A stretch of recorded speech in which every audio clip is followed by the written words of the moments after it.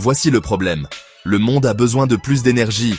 Mais brûler des combustibles fossiles réchauffe la planète et altère l'air que nous respirons. Nous avons besoin d'une énergie inépuisable, non polluante et abordable. Voici l'énergie éolienne. Imaginez une gigantesque éolienne qui capte la brise et la transforme en électricité. C'est ça, une éolienne. Le vent pousse les pales, le rotor fait tourner un axe.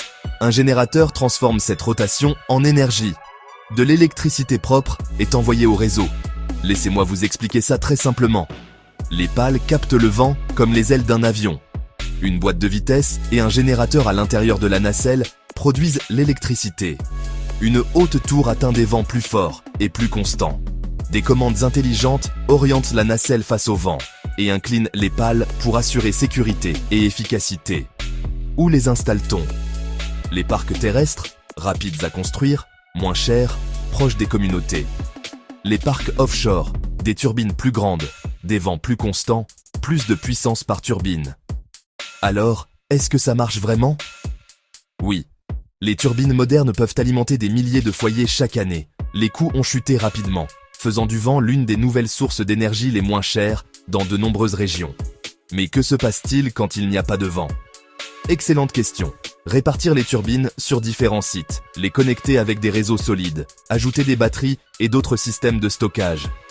Associer l'éolien au solaire et à l'hydroélectricité pour qu'ils se complètent mutuellement. Mythe courant. En bref, elles sont bruyantes. De près, un souffle. À distance, c'est surtout le vent. Elles tuent des tonnes d'oiseaux.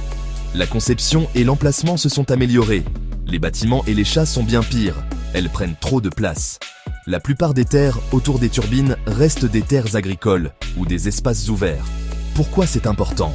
L'éolien réduit les émissions, crée des emplois locaux, apporte des revenus stables aux communautés rurales.